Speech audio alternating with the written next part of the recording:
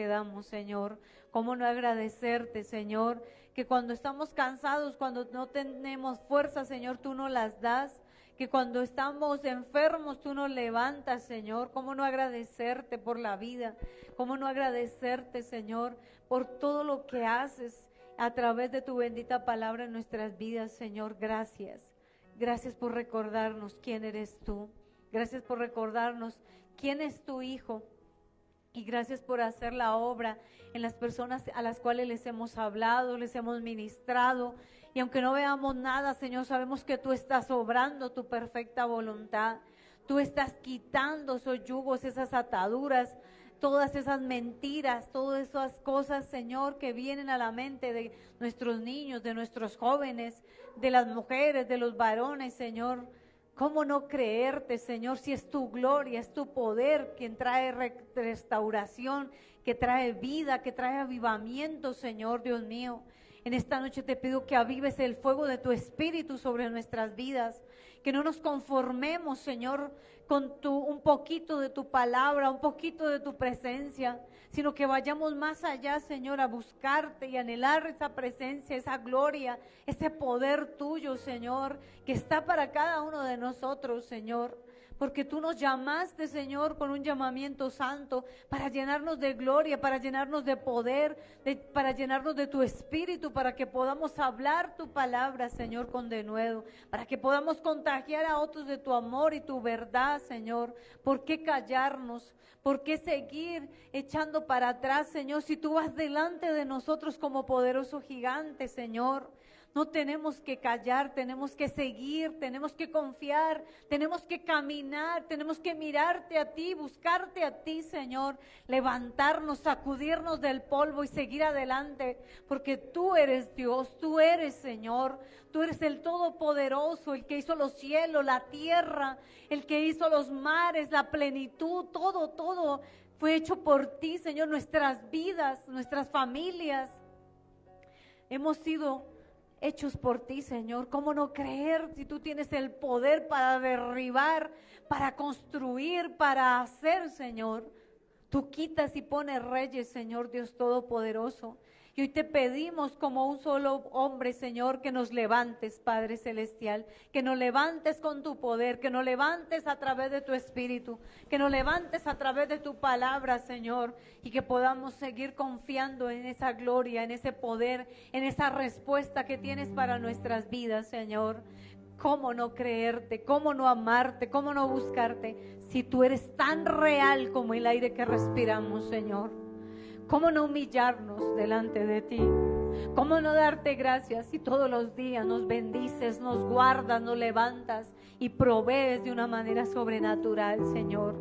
Gracias por tu poder, gracias por levantar la vida de mis hermanos, de mis hermanas, por levantar la vida de nuestros niños cuando se sienten cansados, golpeados, vituperados, Señor. ¿Cómo no amarte? ¿Cómo no bendecirte? ¿Cómo no honrarte, Señor? Si la gloria postrera es mayor que la primera, Señor. ¿Cómo no creer en Dios? ¿Cómo no creer en tu poder, Señor? Si has sido fiel y has sido bueno con nosotros, mi Señor. Gracias te damos. Bendito sea tu nombre por siempre y para siempre, Señor. Dios les bendiga a todos en esta tarde. Dios les guarde. Dios es bueno, Dios es poderoso, Dios es hermoso. Y le damos la bienvenida a todas las personas que se están conectando en esta tarde. A los que estamos aquí, el Señor les bendiga, el Señor les guarde. Sigamos adelante porque el Señor está con nosotros y su poder y su gloria está en nuestras vidas. Y Él nos da fortaleza, nos da paz y nos da seguridad para seguir adelante. No podemos adormecernos, tenemos que levantarnos. Y dice que debemos levantarnos en el nombre de Jesús, porque ese nombre tiene poder y tiene gloria. Y quiero que tome su Biblia y se ponga sobre sus pies y vaya al Salmo capítulo 1. Salmos 1. Qué bueno es estar en la casa del Señor. Qué bueno es honrarle. Sean todos bienvenidos en esta tarde. Bienvenidos, bienvenidos. Y dice la palabra del Señor, estamos todos juntos, de Salmos 1. Dice la palabra del Señor, bienaventurado el varón que no anduvo en consejo de malos, ni estuvo en camino de pecadores, ni en silla de escarnecedores se ha sentado, sino que en la ley de Jehová está su delicia, y en su ley medita de día y de noche. Será como árbol plantado junto a corrientes de aguas, que da su fruto en su tiempo y su hoja no cae, y todo lo que hace prosperará. No así los malos, que son como el tamo que arrebata el viento. Por tanto, no se levantarán los malos en el juicio, ni los pecadores en la congregación de los justos, porque Jehová conoce el camino de los justos, mas la senda de los malos perecerá. Qué bueno es el Señor, amados hermanos. Qué bueno es tenerlos en este lugar, y vamos a gozarnos, vamos a alegrarnos y vamos a levantarnos en el nombre de Jesús y vamos a adorarle con todo el corazón, porque Él es bueno y para siempre es su misericordia y su bondad. Denle un fuerte aplauso al Señor, acompáñenos con sus palmas y vamos a levantar una voz de que somos sus hijos y que le amamos y que estamos aquí porque Él nos ha traído. Gracias, Señor, gracias. Dame un nuevo corazón, Señor, un corazón para adorarte, un corazón para servirte. Dame un nuevo corazón, Señor, dame un nuevo corazón, Señor, un corazón para adorarte, un corazón para servirte.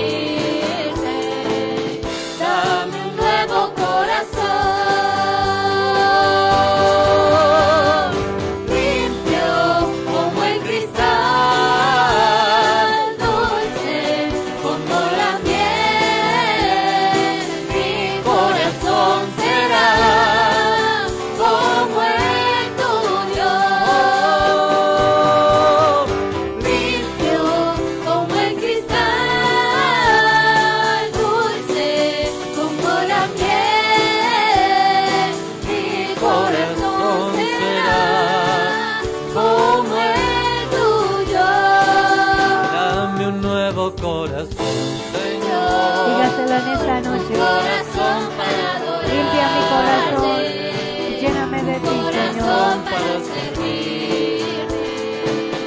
Dame un nuevo corazón, Señor, dame un nuevo corazón, Señor, un corazón para adorarte, un corazón para servirte. Dame un nuevo corazón.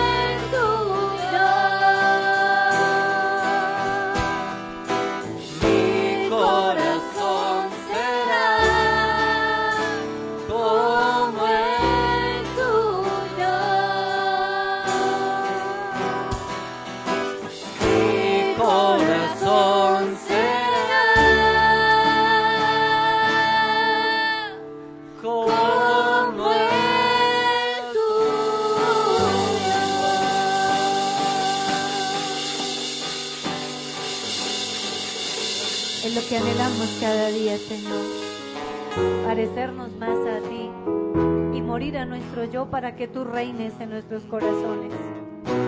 Y necesitamos cada día tu palabra, tu presencia y tu amor, Señor. Y tú nos das fuerza, tú nos das ánimo. Y te agradecemos, Espíritu Santo de Dios, porque sabemos que estás aquí en medio de nosotros y nos levantas y nos purificas y nos guías. Gracias, Señor, gracias. Adórelo, exáltelo en esta noche. Usted y yo hemos venido a adorar a nuestro Dios, a despojarnos de todo para que Él reine, para que Él entre en nuestros corazones y haga lo que Él tiene que hacer.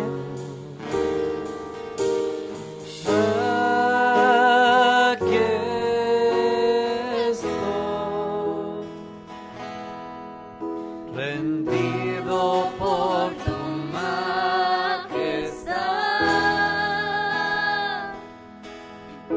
cubierto por tu gracia, Señor.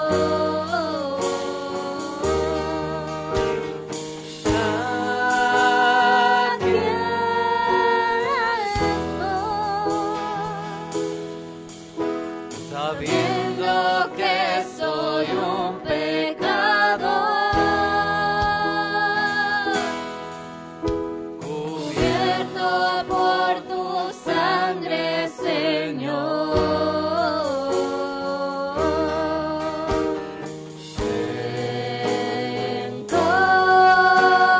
Encontré el más inmenso amor por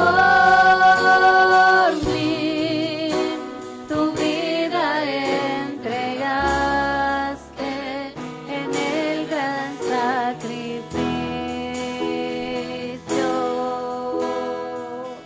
Dígale con nosotros.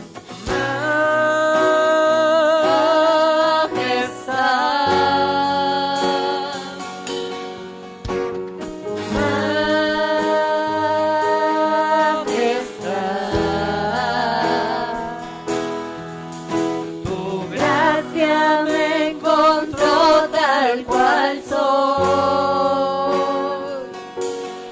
No era nada y tú me diste valor.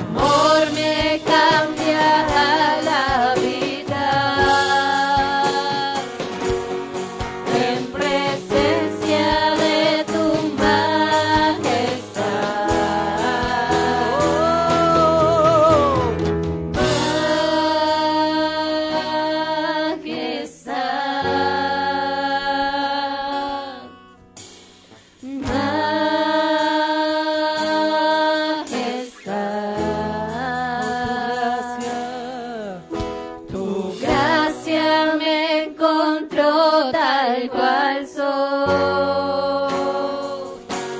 No era nada y tú me diste valor.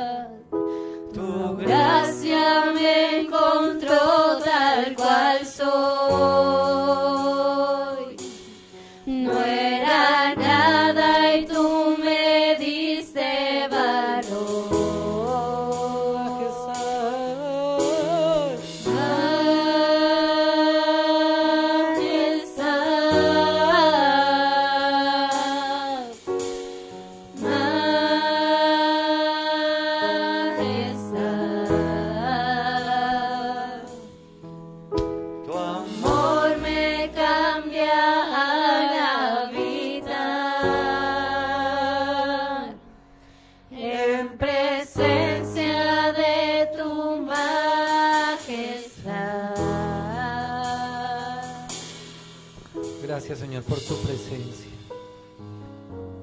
Señor, gracias por tanto amor para con nosotros.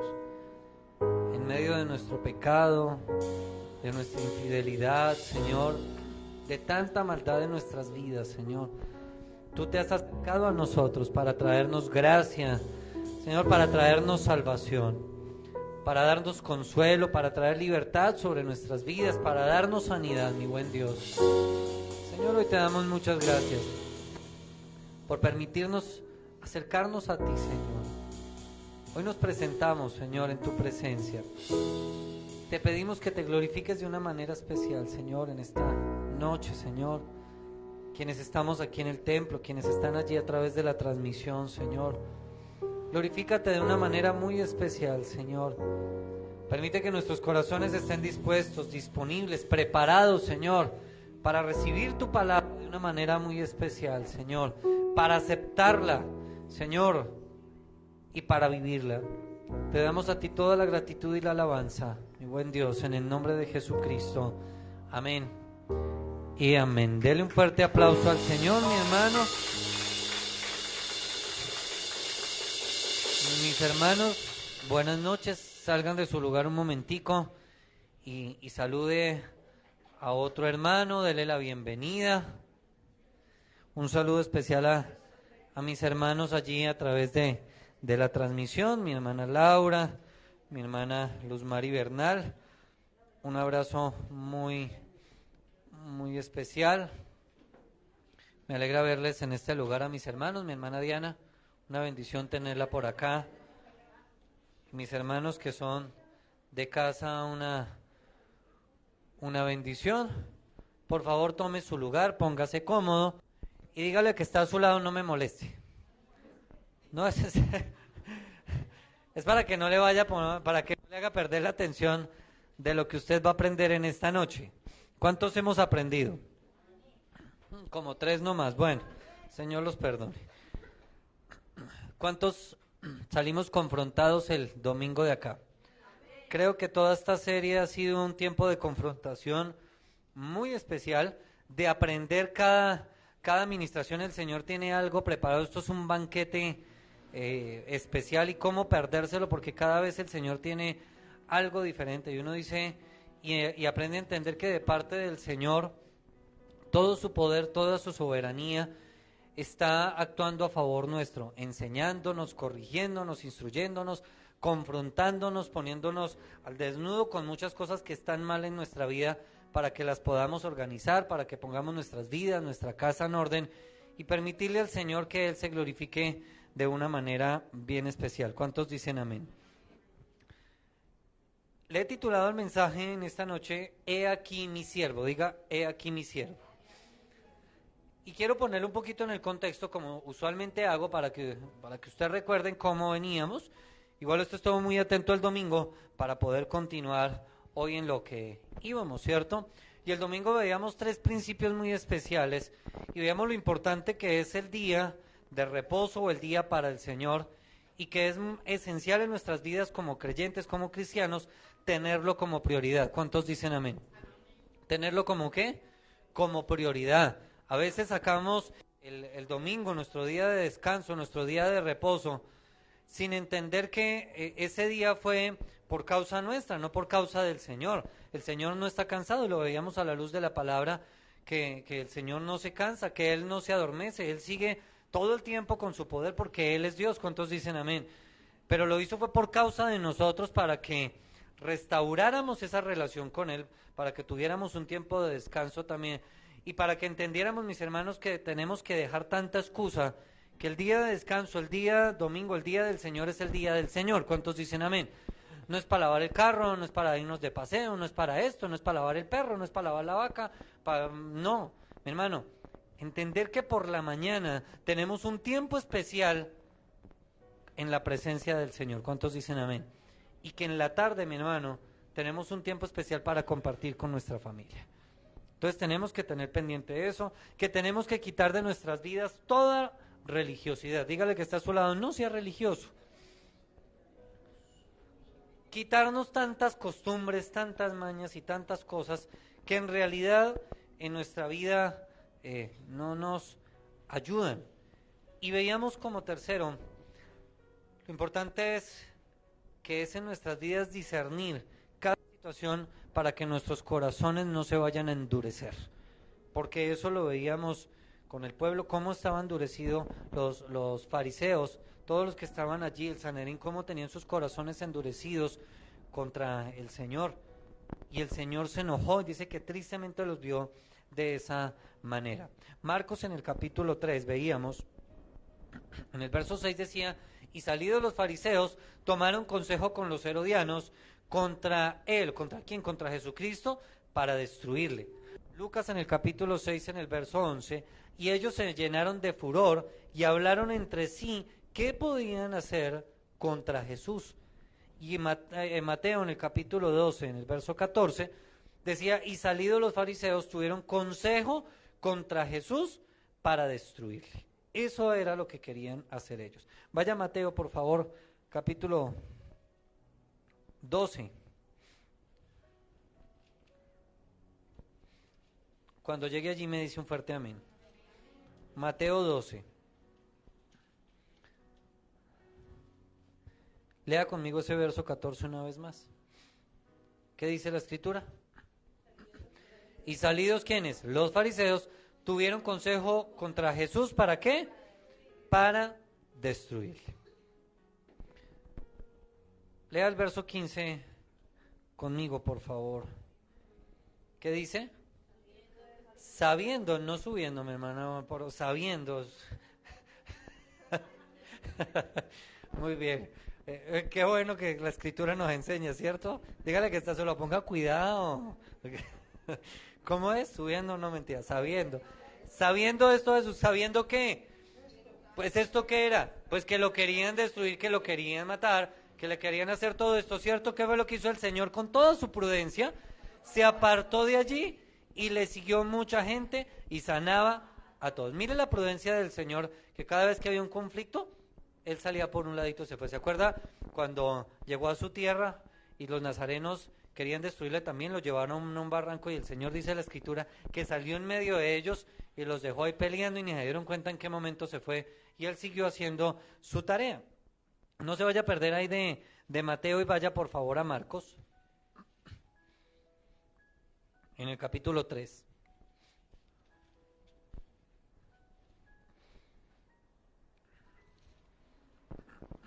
¿Estamos ahí? Marcos capítulo 3, versículo 7. Marcos 3, versículo 7. ¿Qué dice la escritura? Mas Jesús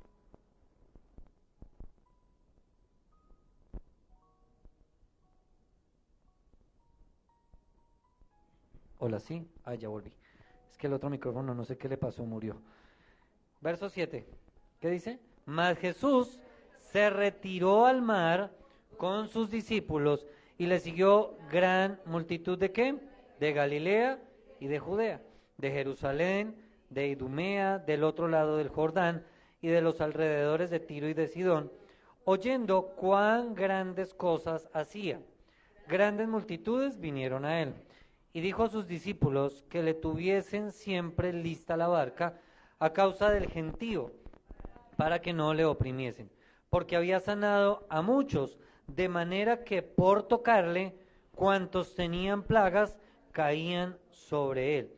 Y los espíritus inmundos, al verle, se postraban dentro de él y daban voces diciendo: tú eres el Hijo de Dios. Mas él le reprendía mucho para que no le descubriesen. Vuelva otra vez a Mateo capítulo 12, por favor.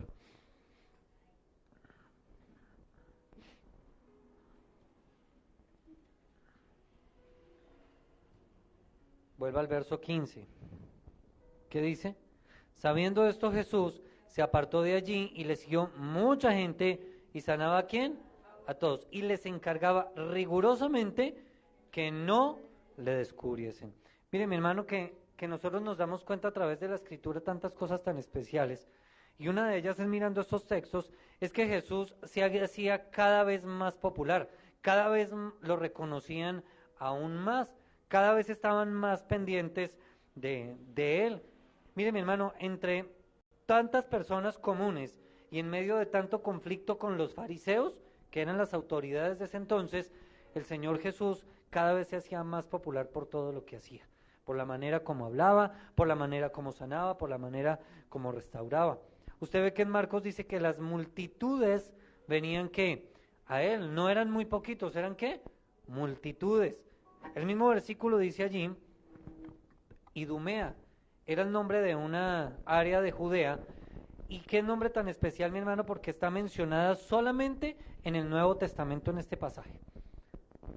Esa ciudad allí, habitada por edomitas, que eran descendientes de Esaú, y para entender todo ese contexto, pues tendríamos que ir al Antiguo Testamento. Pero no voy a ahondar allí, sino qué bueno ver cómo está enlazado todo lo que está en el Antiguo Testamento con lo del Nuevo, mi hermano. Y ver que la palabra es real. ¿Cuántos dicen amén? Dice la Escritura, del otro lado del Jordán, llamada Perea, gobernada por Herodes Antipas, y era una población de judíos que estaban esperando que el Mesías viniera pues de otra manera, ¿no? El verso 10, ¿qué dice allí? Perdón, en Marcos. Marcos 3:10. Porque había sanado, ¿a qué? A muchos, de manera que, ¿por qué? Por tocarle, cuantos tenían plagas caían sobre él. Mire qué especial lo que dice la Escritura. Y es que vemos algo, y es que había momentos donde el Señor Jesús sanaba solamente con la palabra, en un caso particular como con el... Ay, se me fue el nombre, al que tocó, antes, de los que sanó anteriormente.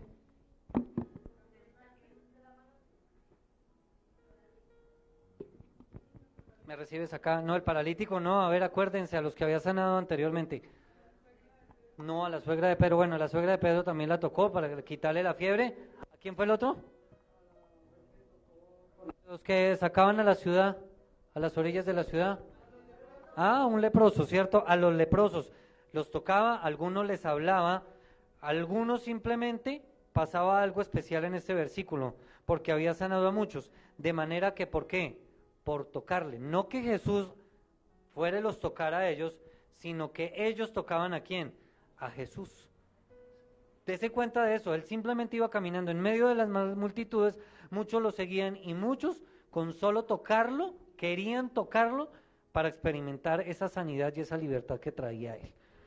Mi hermano, eso nos trae una enseñanza bien especial, y es que en realidad tenemos que acercarnos a Jesús. ¿Cuántos dicen amén? Tenemos que ir a su presencia todos los días, tenemos que estar con Él todo el tiempo, pero no solo de eso dice el versículo, sino dice cuantos tenían plagas que caían sobre Él. El término plagas significa en este contexto, de acuerdo a la traducción en griego, un látigo o un azote.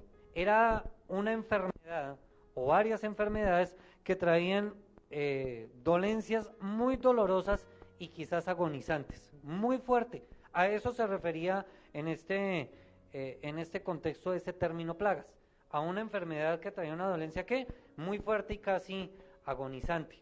No se estaba refiriendo este término plagas, así como habla en el Antiguo Testamento que plagas era otra cosa. ¿Listo? Entonces, para que podamos entender y podamos diferenciar que estas plagas tenía que ver con ¿qué? Con enfermedades. Por eso mismo dice el versículo ahí, porque había ¿qué? Sanado a muchos, y de manera que por tocarle, cuantos tenían plagas caían ¿qué? Sobre él. Y es ver el poder del Señor de una manera bien especial. Mateo, vuelva allí, al verso 15. Dice la Escritura, y le seguía mucha gente, y sanaba ¿a quién? A unos poquitos, ¿cierto? ¿A quiénes? A todos. Mi hermano, cuando usted mira todo el Antiguo Testamento, mira toda la historia, en toda esa historia del Antiguo Testamento, no hubo nunca una época o una persona que mostrara o que exhibiera, mi hermano, semejante poder de sanidad como lo hizo Jesús. Porque Jesús sanaba ¿a quién? A todos. Usted cuando mira en el Antiguo Testamento hay sanidades, pero no eran tan evidentes ni tan grandes como con Jesucristo. Solamente el Salvador tenía ese privilegio, y era una señal de que el Mesías ya había ¿qué? Llegado. La sanidad en el Antiguo Testamento era poco frecuente, pero Cristo hizo algo bien especial, mi hermano, y es que decidió mostrar su deidad sanando, resucitando y libertando. Esa fue la mejor manera de mostrar la deidad de Él, mostrándole a los demás que con la sola palabra, que con tocarle o con que lo tocaran, la gente era ¿qué? Sana, sin importar la cantidad de años, porque algunos lo sanó de una fiebre, como la suegra de Pedro. A otros lo sanó porque estaban a punto de morir. Sanó a algunos que estaban paralíticos y no tenían cómo desplazarse a su presencia. Sanó a uno que tenía 30 y ¿cuántos años? 8 años con una enfermedad. Mi hermano, ese era el poder de Él, mostrándole a todos que Él era Dios en la tierra sanando, también resucitando, trayendo salvación a aquellos que se estaban perdiendo. Y trayendo ¿qué más? Libertad, porque nosotros escuchamos muchísimo los textos que sanaba y que libertaba. Eso era lo que hacía. Mire cómo mostró el poder el Mesías sobre el mundo físico y sobre el mundo espiritual. No fue solamente lo físico, porque todos querían ver que los milagros, las sanidades, todo eso, pero querían ver que en la parte espiritual algo pasara, y así como con Nicodemo, con la mujer samaritana, les trajo fue que salvación, que sus vidas nacieran de nuevo, que pasara algo. Y algo más que hizo el Señor es que demostró la compasión por aquellos que estaban afectados. Hazme un favor, regálame el micrófono de cable acá.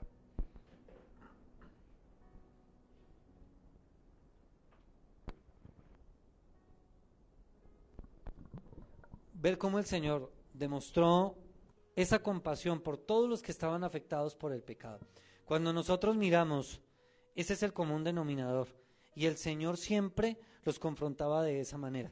Tienen que arreglar sus vidas, tienen que nacer de nuevo, tienen que ir al Salvador, y llevándoles a entender que Él era esa salvación. Mire el verso 16 que dice. Después de todo esto, ¿qué pasó? Les encargaba rigurosamente que no le descubriesen, y este no es el único texto que habla de eso. Hay varios textos anteriormente que hemos visto que el Señor no quería que nadie supiera de esa situación. aún no era el tiempo de que supieran todo, porque tarde que temprano lo iban a seguir sabiendo. Démonos cuenta de algo. Los fariseos ya sabían, todos los líderes espirituales ya sabían cuál era su fama, cómo estaba siendo reconocido. Aparte andaba con un montón de gente, porque eran que multitud de lo que dice la Escritura detrás de él. Pues era inevitable pues cuestionar detrás de quién iba. Pues obviamente de quién, de Jesús. Pero Jesús, mi hermano, era muy preocupado por ese posible fanatismo de aquellos que pudieran querer presionarlo para que pareciera un héroe. Porque los fariseos y todos los líderes guardaban algo muy especial en sus vidas, que era el ego. Y ellos querían mantener una apariencia de que delante de todos estaban bien. Acuérdense que ellos ni siquiera toleraban que uno de ellos se fuera a sentar con un publicano o con un pecador. Y muchísimo menos, pues, bajarse de ese estatus el que eran líderes religiosos, que eran los maestros. Y muy seguramente muchos de ellos, al ver lo que estaba haciendo Jesús, pues lo querían poner en una posición de superhéroe, donde todos lo vieran de esa manera. Y el Señor Jesús no quería eso, porque Él tenía algo muy marcado en su corazón, y era la humildad. Nosotros lo hemos visto siempre, en todos estos textos. Ahora, mire lo que dice el verso 17, que esto tiene un propósito. Les encargaba rigurosamente que no le descubriesen, para que ¿qué? Que se cumpliese lo dicho por el profeta Isaías, cuando dijo que: he aquí mi siervo, a quien he escogido. Pare ahí. ¿Alguien sabe de dónde está eso en Isaías? ¿No? Muy bien, hay que leer la Biblia, mis hermanos. Isaías 42, del versículo 1 al 4, está por allá. Dice: he aquí que mi siervo, a quien he escogido. Eso lo había dicho el profeta. ¿Qué especial es eso? Juan el Bautista lo había confirmado más adelante, con otras palabras, cuando él había dicho: es que yo ni siquiera soy digno de desatar el calzado de él. Mayor es el que viene, ¿quién? Detrás de mí. He aquí mi siervo que ¿qué? Que he escogido. ¿Se acuerdan cuando el Señor Jesús se bautizó? ¿Qué fue lo que dijo el Padre? He aquí mi hijo ¿qué? Amado, en quien tengo ¿qué? Complacencia. Mire lo que sigue diciendo, verso 18. Mi amado, en quien se agrada mi alma, pondré mi espíritu sobre él. Y a los gentiles anunciará ¿qué? Juicio. No contenderá, ni voceará, ni nadie oirá en las calles su voz.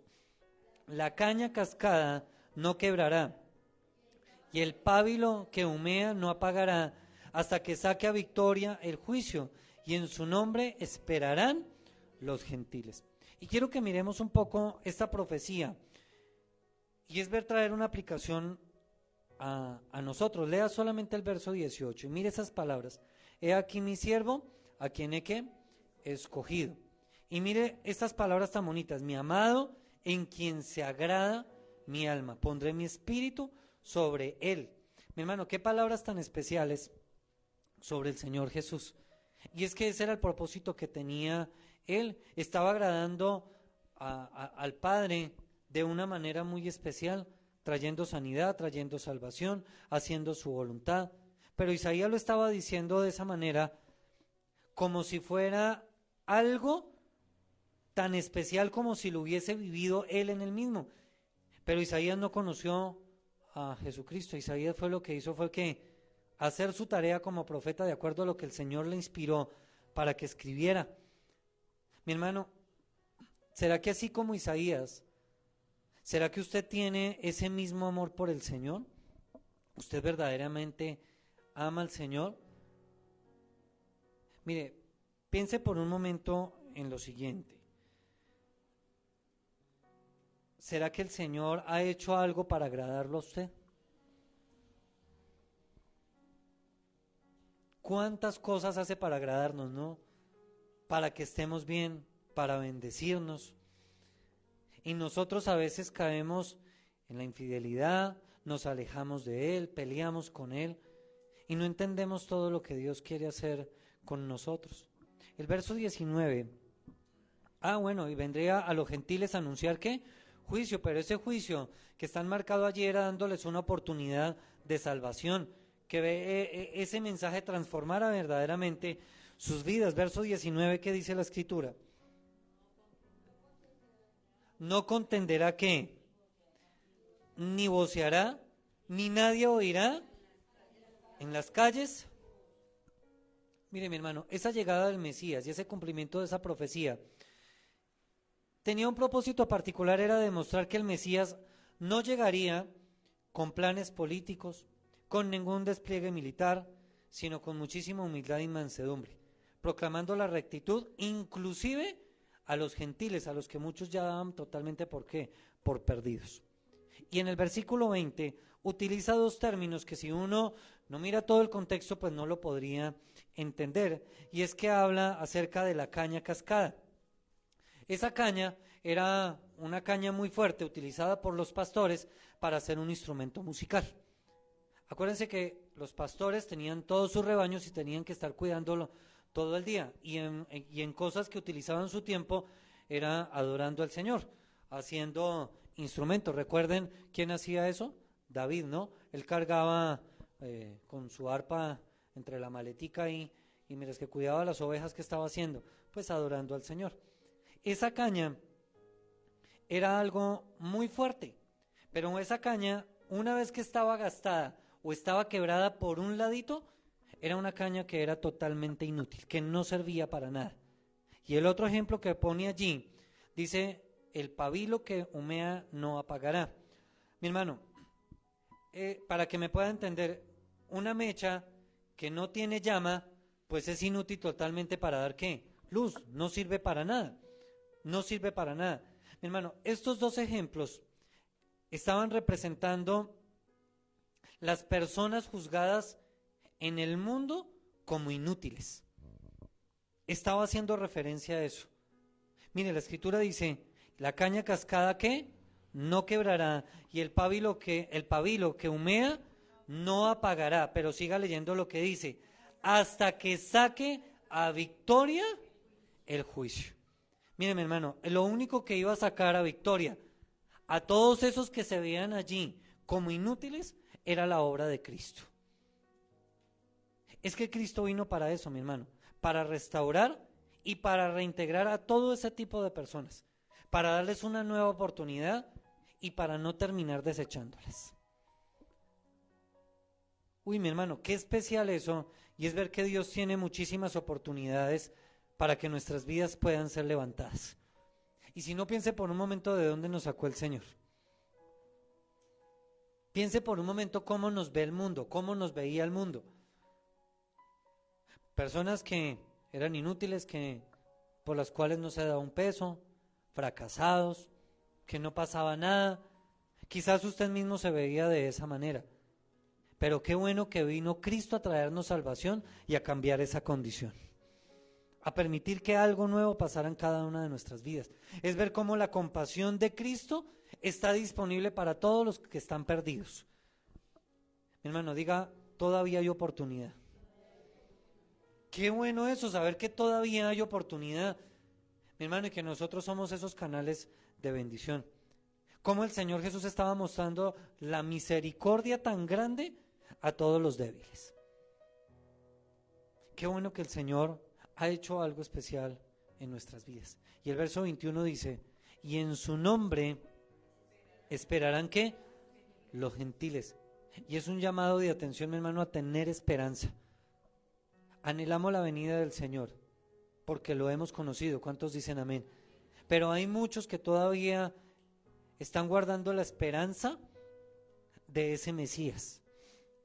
Hay muchos que todavía no lo conocen. Hay muchísimos que por necedad no lo quieren conocer. No se les ha dado el buen deseo, porque están ocupados, porque están entretenidos, por muchísimas cosas.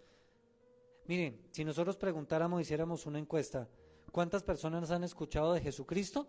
Todo el mundo ha escuchado de Jesucristo. Muy seguramente, dentro de todos esos que usted le preguntó, muchos dirían, sí, yo una vez fui a una iglesia, una vez aún serví en la iglesia, pero por alguna razón que hicieron, se apartaron. Mi hermano, ellos ya son responsables de lo que escucharon de Jesucristo y por eso tendrán que dar cuentas delante del Señor. Pero hay personas que aún todavía no se han enterado de que Jesucristo existe. Y tenemos que orar para que el Señor permita que el Evangelio llegue a todos ellos. ¿Cuántos dicen amén? Lucas capítulo 6.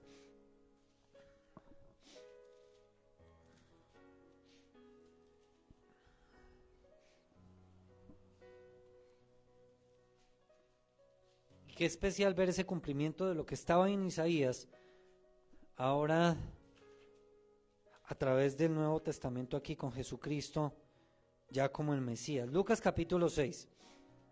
¿Estamos allí? Verso 12. ¿Qué dice? En aquellos días, él fue ¿qué? Al monte a orar y pasó la noche orando a Dios. Y cuando era de día, llamó a sus discípulos y escogió a 12 de ellos, a los cuales también llamó apóstoles. Lea conmigo verso 14. A Simón, a quien también llamó Pedro, a Andrés su hermano, Jacobo y Juan, Felipe y Bartolomé, Mateo, Tomás, Jacobo hijo de Alfeo, Simón llamado Celote, Judas hermano de Jacobo y Judas Iscariote, que llegó a ser el traidor. Marcos capítulo 3.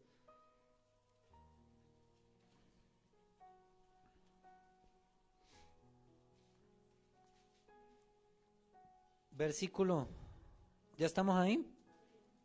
13. ¿Qué dice?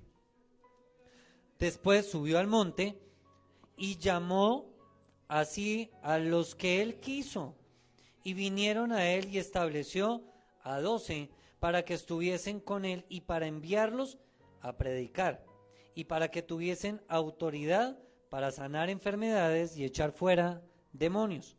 A Simón, a quien puso por sobrenombre Pedro, a Jacobo hijo de Zebedeo, a Juan hermano de Jacobo, a quienes apellidó Boanerges, esto es, hijos del trueno, a Andrés, Felipe, Bartolomé, Mateo, Tomás, Jacobo hijo de Alfeo, Tadeo, Simón el cananista y Judas Iscariote, el que ¿qué? El que le entregó. Hasta ahí nomás. Ese pedacito que quedó ahí pendiente no hace parte de ese verso 10, ese hace parte más del 20. ¿Listo? Hasta ahí téngalo pendiente. Y Mateo capítulo 10.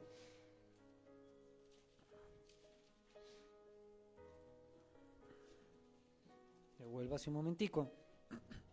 ¿Estamos ahí, Mateo 10? Lea conmigo desde el verso 2. ¿Se acuerdan que un día les expliqué, les dije, hagan por un momento al lado los titulitos que aparecen ahí?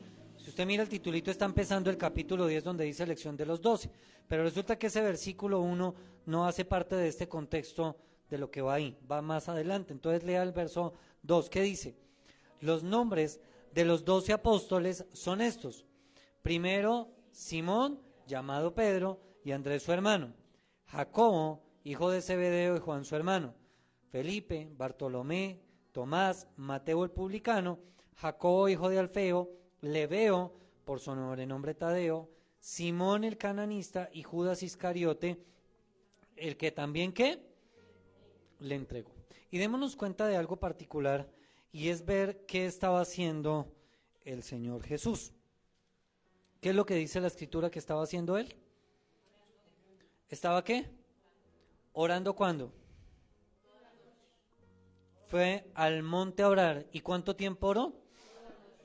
Toda la noche. Igualito a los creyentes de este tiempo. Digan amén o algo, o vaya ya. Igualito, ¿cierto? Tenemos media hora de oración para iniciar el culto y llegamos faltando 5 minutos o no llegamos a la oración. Digan allá ya o algo, en serio. Vamos a orar y nos da la bostezadera, nos da sueño, nos da de todo. Hágame un favor, con toda la tranquilidad, despierte al que está a su lado. Gracias, mis hermanos, eso. Mire qué ejemplo tan especial de parte del Señor Jesús. ¿Oro cuánto? Toda la noche. Mi hermano, dígale que está a su lado, usted no se puede cansar. ¿Usted no se puede cansar? Mi hermano, los tiempos de oración es para disfrutárnoslos y estar en su presencia. ¿Cuántos dicen amén? El culto de oración, los tiempos de ayuno, la vigilia es un tiempo especial para orar, no para acostarnos a dormir y recargarnos a las paredes.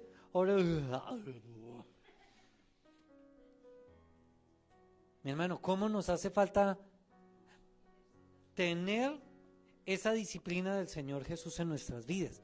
Y lo bueno es que la Escritura nos lo enseña, que cada día tenemos que parecernos más ¿a quién? A Cristo. Y no es parecernos en la misericordia, en la compasión, en todo. No, es parecernos ¿en qué? En todo. En esa disciplina tenemos que ejercitarnos para la oración. ¿Cuántos dicen amén? Mire, esto es como el deporte. Si usted se va a montar bicicleta hasta Cogua, y si usted no está acostumbrado, pues mi hermano, usted llega allí a Argelia y ya toca ponerle la ambulancia con botella de oxígeno y todo porque usted ya está grave.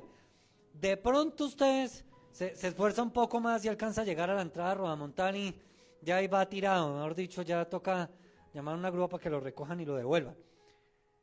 Y ni pensar en llegar al Alto de la Cruz, ¿sí o no? Porque ya la cosa, eso es otro nivel. Mi hermano, pero si usted empieza de a poquitos todos los días, pues ir al Alto de la Cruz, ir al Neusa, pues para usted es una distancia pues muy mínima, porque se ha ejercitado para eso. Mi hermano, lo mismo pasa con la oración.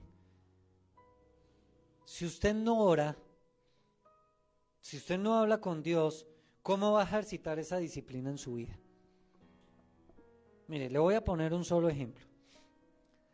¿Qué tal al pastor se le ocurriera una idea de esas que se le ocurren a ratos? Y le dijera, mi hermano, vamos a tener la velada completa el primer viernes del mes. Y le aclaro, la velada está compuesta de ¿cuántas vigilias? De 4, ¿cierto? O sea que estaríamos desde las 6 de la tarde, ¿hasta cuándo? Hasta las 6 de la mañana. Uy, 12 horas aquí orando. ¿Qué especial sería eso? Pero que yo le dijera, mi hermana Wendy tiene la primera hora para orar, la hermana Sandra tiene la segunda hora para orar, así cada uno. Y alguno me dice, uy pastor, pero 1 hora orando, ¿y yo de qué oro? Pastor, pero es que yo oro por ahí 5 minutos y eso, mejor dicho, me estiro. De ahí para allá, ¿qué va a hacer? Entonces empezar a inventar, empezar a orar por los niños del África, ¿o por qué? Mi hermano, tenemos que ejercitar nuestra oración. ¿Cuántos dicen amén? Mi hermano, mire, yo le puse un ejemplo hace días y creo que se lo repetí el domingo. Haga un ejercicio si usted quiere saber cómo está en la oración. Grábese. Coja su celular y grábese usted mismo. A ver cuánto tiempo ora, qué fue lo que dijo. Y usted mismo después escucha y usted dice, ay, Señor, yo dije eso, qué vergüenza. Mi hermano, pero tienen que ser oraciones efectivas. El Señor Jesús estaba poniendo algo bien preciso allí. Y es que dice la Escritura que oró ¿qué? Toda la noche. Estuvo orando toda la noche. Y dice que al iniciar el día, ¿qué fue lo que hizo? Llamó a sus discípulos. Los llamó allí. Mi hermano, dese cuenta de algo. Es que el Señor Jesús oró porque tenía que tomar decisiones muy especiales al otro día muy tempranito. Mi hermano, ¿cuántas decisiones tenemos que tomar nosotros todos los días? Y a veces ni siquiera oramos por eso. Y por eso es que nos equivocamos y nos pegamos unas estrelladas tan duras. Mi hermano, bueno, no ore toda la noche, por lo menos haga el devocional. Se acabaron los amenes. Por lo menos en la mañana madrugue. Uy, pastor, pero es que a las 5 las cobijas lo arrunchan a uno tan rico. ¿Por qué no sacar un tiempo especial, mi hermano? Y orar en la mañana, poner en manos del Señor todo lo que va a ocurrir en el día. ¿Qué tal usted el Señor le diga, no vaya a hacer eso que usted tenía programado, planeado, y que el Señor le advierta, quédese quieto, esperen un momento? Pero usted, su mente tenía toda la disposición de ir a hacer algo. Mi hermano, tenemos que aprender a buscar en la presencia del Señor. ¿Cuántos dicen amén? Jesús constantemente estaba en oración. Jesús constantemente tenía una relación con el Padre con anticipación, antes de. Mi hermano, qué bueno que oremos, pero tenemos que orar y prever antes y no orar después de que han sucedido las cosas. ¿Cuántos dicen amén? Dígale al que está a su lado a ponerse a orar. Ahora, dice la Escritura, y llamó así a los que él quiso. Eso quiere decir que fue voluntad de quién, de él, fue lo que él dispuso. Y démonos cuenta de algo, es que el Señor hasta aquí tenía muchos discípulos, porque dice la Escritura que lo seguían multitudes, lo seguían ¿quiénes? Discípulos, lo seguían los fariseos, lo seguía todo el mundo. Tenía muchos discípulos, tenía muchos seguidores, y hay algunos que hasta aquí dicen que ya estaba con su grupo. ¿Andaba con quién? Con sus discípulos, pero hasta aquí en ningún momento decía con cuántos andaba. ¿Andaba con quién? Con muchos. Hasta aquí fue donde el Señor organizó y designó a ¿cuántos? A 12. De todos esos muchos. En esta ocasión fueron solo 12, por su voluntad, por su soberanía, y dice la Escritura que fueron comisionados como discípulos, también llamados ¿qué? Apóstoles. Y es que ese término apóstol tiene algo bien especial, y no es como la iglesia moderna, que utiliza ese término apóstol para darle jerarquía a otro pastor y ponerle título y ponerle un sueldo más grande. Y hacerle una propaganda más grande. Oh, el apóstol. Y de ahí para arriba ya hay arcángeles y otras cosas, ¿no? Que no están en la Biblia. Cuando nosotros miramos el término apóstol significa enviado con autoridad. Entonces, ¿qué era lo que tenían que hacer estos 12 discípulos? ¿Iban a ir con qué? Con autoridad a hacer algo. Tenían que ir a predicar el evangelio. Y mire lo que dice el verso 15 ahí en Marcos, no sé si lo tiene a la mano. El 14 dice, y estableció a 12 para que estuviesen ¿con qué? Con él. Dígale al que está a su lado, los llaneros solitarios no funcionan. Si el mismo Señor Jesús estuvo acompañado, entonces ¿por qué nosotros andamos solos? Pero el Señor Jesús se rodeó de gente que se iba a dejar ¿qué? Enseñar. Los iba a formar para sacarlos a un propósito. Mi hermano, ande con gente que le dé bendición. Ande con personas que lo edifiquen a usted. Porque si va a andar con un montón de gente que lo va a sacar del propósito del Señor, que no se hacen ni para un lado, mi hermano, ¿qué hace usted con una persona de esas? Y no me va a venir con el cuento, pastor, es que estoy como un apóstol. He sido enviado con autoridad. No me venga con esos cuentos. Pastor, es que lo estoy evangelizando, estoy tratando de traerlo. Mi hermano, tenga cuidado porque más rápido lo sacan que lo que usted lo trae. Dice la Escritura, y estableció 12 para que estuviesen con él, ¿y qué más? Para enviarlos ¿a qué? A predicar, ¿cierto? Qué bonito el título de ser apóstol, qué bonito el título de ser discípulo, pero qué responsabilidad que tenía es que era ir ¿a qué? A predicar. Qué responsabilidad. Eso no es únicamente de jerarquía, no es únicamente de nombre, sino es la responsabilidad que implicaba ir a llevar esas nuevas de salvación. Y en el contexto que estaban, con un montón de judíos, con griegos, con romanos, todos en contra de las cosas del Señor. O sea que la tarea no iba a ser ¿qué? Nada fácil. Verso 15. Y que tuviesen ¿qué más? Diga autoridad. ¿Para qué? No para regañar, ni para levantar a la gente a gritos, ni nada, sino ¿para qué? Para sanar enfermedades. ¿Y para qué más? Para echar fuera demonios. Uy, mi hermano, qué especial es eso. ¿Cuántos quieren tener autoridad? ¿Cuántos quieren tener poder en sus vidas? ¿Para qué? Qué bonito eso, ¿cierto? Mire, cuando entendemos la Escritura, de acuerdo a lo que la Escritura misma nos enseña, entendemos que cuando queremos autoridad y pedimos poder, es para ponerlo en manos del Señor, ponerlo al servicio de Él para ayudar a otros. Pero muchos piden poder, muchos piden autoridad para tener más cargo, para tener más jerarquía o para pasar por encima de las demás personas. 3 tareas bien especiales allí: predicar, y les dio autoridad para sanar y echar fuera ¿qué? Demonios. Qué tarea tan especial, mi hermano. Qué bueno que el Señor nos dé eso a cada uno de nosotros. Se acabaron los amenes. Porque es que estos 12 fueron un ejemplo simplemente de lo que tenemos que ser nosotros. Porque la Escritura dice que tenemos que ¿qué? Que seguirle. Y si tenemos que seguirle, nuestras vidas tienen que reflejar esto mismo. El Señor ha hecho algo especial en nuestras vidas. Cambió nuestras vidas desde que lo conocimos, nacimos de nuevo, tenemos una vida nueva. Pero eso no es únicamente para decir y hacer alarde, tengo una vida nueva, nací de nuevo. ¿Para qué? Si no es para salvar a otros, para hacer un puente, para ayudar a otros, para bendecir a otros. Mi hermano, si usted piensa que el Señor lo salvó simplemente para ir en coche y no hacer nada más por los demás, mi hermano, está perdiendo el tiempo. Usted no puede ser inventario de la iglesia. Mi hermano, y le pregunto con muchísimo amor, y piensa en esto, ¿cuántos meses llevamos del año? Enero, febrero, marzo, abril, mayo, ya está casi que se acaba mayo. 5 meses, ¿a cuánto se ha ganado en este año? ¿A cuánto se ha ganado en este año? ¿A cuántos usted ha ido a hablarle de Jesucristo y que usted los ve aquí siguiendo al Señor Jesús?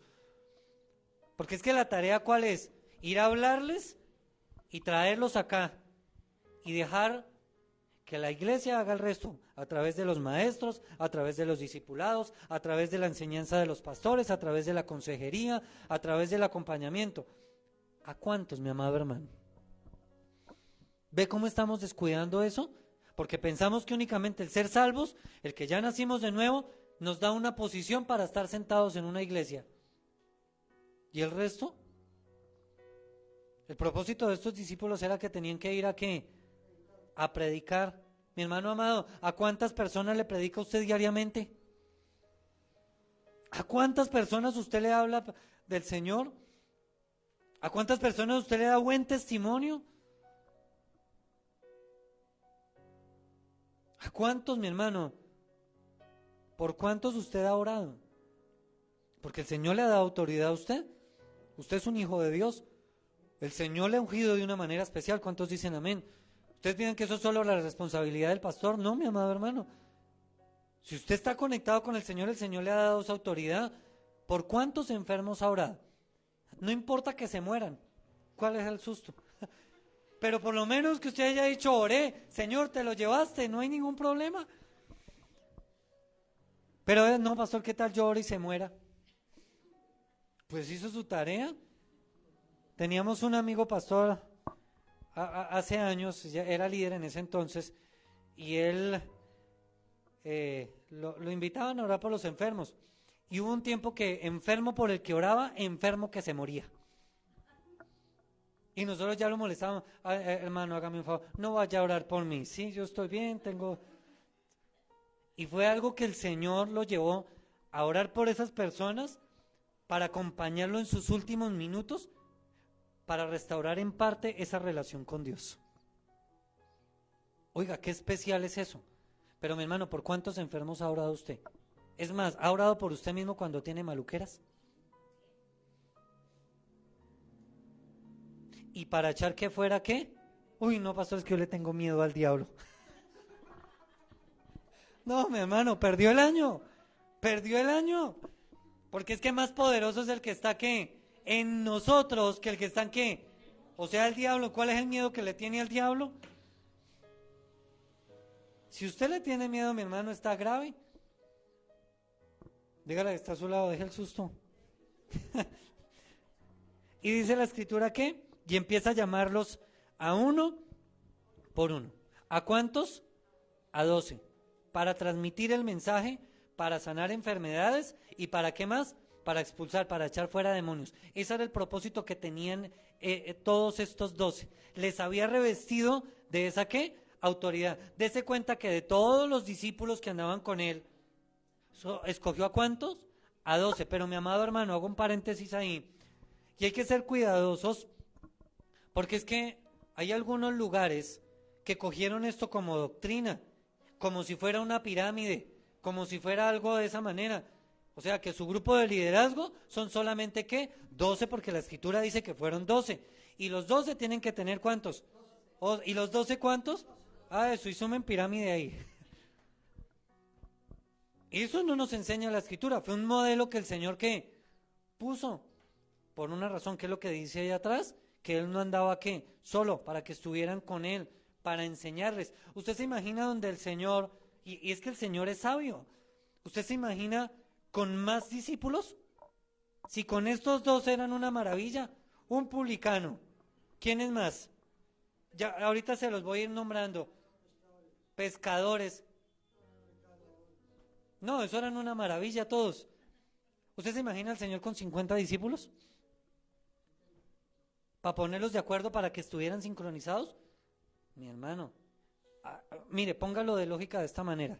Si usted tuviese a cargo 12 personas para su grupo de trabajo, que usted el Señor le encomiende un equipo de trabajo dentro de la iglesia, no ministerio, porque lamentablemente en todo lado es ministerio de todo, ministerio de la aromática, ministerio del parqueadero, ministerio de la transmisión, ministerio de las bases del micrófono, de todo hay ministerios. No, esos son servicios para el Señor. ¿Cuántos dicen amén? Pero que usted dentro de ese equipo de trabajo que el Señor le ha encargado, el Señor le dé 12 o que le dé 100. Mi hermano, usted con los 12 pelea para convocarlos a una reunión de oración. Usted con los 12 pelea para que le lleguen a tiempo, para que sirvan, para que caminen. ¿Usted se imagina con 100? La cosa que más complicada. Y es que el Señor es bueno. Pero mi hermano, aclaro una vez más, no es para hacer doctrina de eso. Dígale que está a su lado, tenga mucho cuidado. Cuando usted escuche ese tipo de doctrinas, que es que el Señor dijo que los 12 y de los 12 otros 12, espérese, porque es que yo no encontré eso en la Biblia por ningún lado. He leído la Biblia varias veces. Y acá dice que estableció a 12. Pero yo no veo en ningún lado a Pedro con sus 12 detrás. No veo en ningún lado a Felipe con sus otros 12. Ahí fueron los 12 y ¿qué? Síganse multiplicando. ¿Esos 12 con qué? Con autoridad. ¿Cuántos dicen amén? Y empieza a nombrarlos uno por uno. Y hay otro error que quiero comentarles, que vi a través de unos videos que se han vuelto muy famosos por ahí en YouTube y eso, para denigrar el poder de la palabra y tratar de tergiversar las cosas, como bien lo sabe hacer el diablo para confundir y traer duda. Y si usted escucha un video de esos o de pronto lo ha escuchado, pues usted va a decir, oiga, de verdad como que ese tipo tiene la razón, ¿yo qué Biblia estoy leyendo? El argumento de ellos es decir, ¿de dónde salieron los nombres de los discípulos si hablaban en otro idioma? ¿Por qué aparecen nombres latinos como Mateo, como Andrés, como Felipe? Y se agarran de eso para decir, oiga, pero ¿por qué aquí dice eso? ¿De dónde? Si en ese entonces el Señor Jesús hablaba en otro idioma, ellos hablaban en otro idioma, ¿y por qué aparecen esos nombres? Y empiezan a decir, es que la Biblia es una mentira. No es ninguna mentira. Ellos que son unos ignorantes y no entienden cómo está escrita la Biblia. Recordémonos que la Biblia está escrita en 3 idiomas. ¿Cuáles son? Arameo, griego y ¿qué más? Y hebreo. Esos 3, son muy pocos los textos que están en arameo, la mayoría en griego y la mayoría ¿qué? En hebreo. Cuando se hizo la traducción de todos los rollos al castellano, que fue a través de para los reyes, que de las primeras traducciones, la Reina Valera, ¿qué fue lo que hizo? Acomodaron términos que eran comunes a su contexto. Por eso habla de vosotros, porque en ese contexto se hablaba de vosotros. Se hablaba de esa manera. Ahora, hay términos que todo esto se tradujo del hebreo, del griego y del arameo al castellano, ¿cierto? Entonces, estos nombres lo que hicieron fue traducirlos ¿al qué? Al castellano.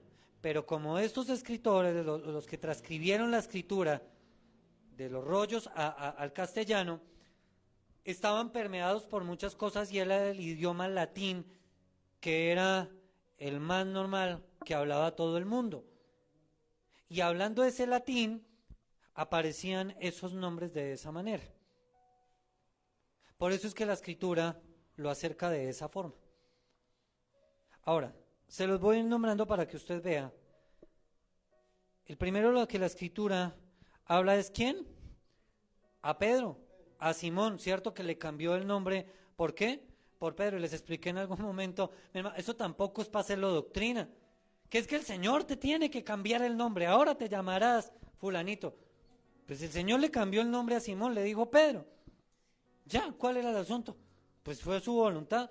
De eso no podemos armar doctrina. ¿Cuántos dicen amén? Si a usted el Señor permitió que le bautizaran con Epifanio, Si hay algún epifanio, me perdona. Mi hermano, si a usted lo bautizaron con el Bristol en la mano, ¿qué culpa tiene usted? ¿Qué culpa tiene usted? O dígame si antes no se ponían los nombres de esa manera. El Bristol, los papás cogían, venga a ver a quién le tocó. Y le ponían el nombre que parecían, hay nombres que parecen ese ajuste de cuentas. Terrible. Pero mi hermano, en esos nombres, mi hermano, fue lo que sus papás designaron sobre usted. Gústele o no qué, o no le guste. Era el contexto en el que qué, en el que estábamos. Ahora nosotros que estamos en Cristo, pues ahí sí buscamos nombres bonitos y hasta bíblicos para nuestros hijos, ¿cierto? Si no conociéramos al Señor, pues muy seguramente estaríamos repitiendo la misma historia.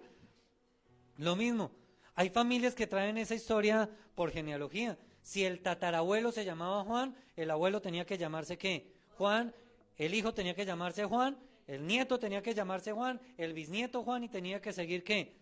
Toda la trascendencia. Quizás usted está en una familia de esa. Todos tenían que ser de la misma ¿qué? Manera. Que o tenía que ver Marías en todo. María esto, María esto, María esto, María esto. Todas les ponían el mismo nombre, pero era ¿por qué? Porque en ese contexto se hacía de esa manera. Hoy en día los contextos hasta en eso han cambiado. Le ponen nombre de robot al niño, del futbolista más famoso, bueno, de algún videojuego, de cosas raras que uno dice, ¿de dónde sacaron eso? Este era ese contexto. Entonces, mi hermano, no podemos hacer doctrina de que le cambiaron el nombre y usted también tiene que cambiárselo. No, mi hermano, disfruta el nombre que el Señor le dio. ¿Cuántos dicen amén? Ahora, la Escritura dice que al primero que llamó, ¿quién qué? ¿Fue a quién? A Simón, que le puso sobrenombre ¿qué? Pedro.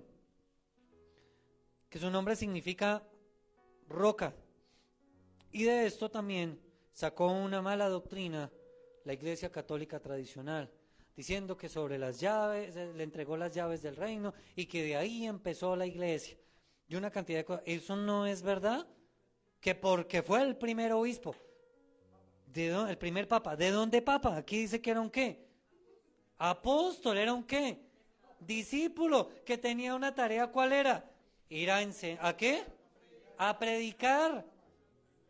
Que tenía autoridad para sacar ¿qué? Demonios y para sanar enfermos. Eso era lo que tenía. ¿De dónde entonces sacó la Iglesia Católica que era el primer papa? Eso no existe por ningún lado. ¿Cuántos estamos aprendiendo? El primero fue ¿qué? Simón. ¿Era qué? Pescador. El segundo, ¿cuál fue? Andrés. Lo voy a ir nombrando no de acuerdo a este texto, sino, si usted los lee muy juiciosos en casa, yo lo que hice fue acomodarlos en un orden, ¿listo? Entonces, para que usted no se me vaya a perder ahí, ¿listo? El primero fue ¿quién? Pedro, porque de hecho hay un texto con que dice que el Señor siempre lo llamaba ¿qué? De primeras. Era por el carácter de Pedro y porque Pedro en alguna ocasión había tomado el liderazgo. ¿Se acuerdan que en algún momento Pedro se levanta y llama a los discípulos, caminen, vamos a buscar a Jesús? Era por ese carácter mismo de Pedro, por la rudeza que tenía y porque su carácter era una maravilla. Igual algunos hermanos de la iglesia, digan amén. Tenía un poder de influenciar a los demás y una autoridad que la tenía ¿quién? Pues Pedro. Cuando usted mira la vida de Pedro, ese era bien boleado, como dicen por ahí algunos. Ese era bien frentero, ese no. Era especial. ¿Cuál era el otro? Andrés. Y estos dos eran ¿qué? Hermanos, que la Escritura dice, Andrés, hermano de quién? De Pedro, de Simón Pedro. ¿Cuál era la tarea que tenían ellos o a qué se dedicaban? Eran pescadores. ¿Quién más sigue? Jacobo, hijo de quién? De Zebedeo. Y Juan, hermano de quién? De Jacobo. O sea, otro par de ¿qué? Hermanitos. También ¿qué? Pescadores. El Señor en algún texto los llama como hijos del trueno. ¡Wow! ¡Qué especial! Esos eran otro par de maravillas, ¿sí o no? Para que los llamaran hijos del trueno, era porque hablaban ¿qué? Como fuertecito. Vaya dándose cuenta de las personas del grupo que se rodeó, de esos 12, el carácter que tenían. ¿Usted se imagina eso? Mi hermano, tenían una personalidad muy intensa y bien extrovertida. ¿Qué quiere decir? Que si tocaba decirle feo, le iban diciendo feo sin ningún problema. ¿Se acuerdan el carácter de Juan el Bautista cómo era? Que era antes de quién, fue antes de Jesucristo y él vino a qué, a preparar el camino. Juan el Bautista no cabía ahí como su discípulo, él tenía su tarea aparte, su tarea especial. En este momento estaba ¿qué? Encarcelado. Pero entonces se levantan ellos de esa manera bien fuertecita, extrovertidos para hablar. En otro término, en otro texto, aparece el texto en arameo que es Boanerges, que era un término especial para que los gentiles de esa época lo entendieran. Dese cuenta por qué lo habló de esa forma. Los dos primeros hermanos, ¿quién? Pescadores. Este otro grupo, ¿qué más hacían? También pescadores. Y dese cuenta del Señor cómo llamó familias. Porque es que llamó dos de un lado, llama dos de otra, ¿qué? De otra familia.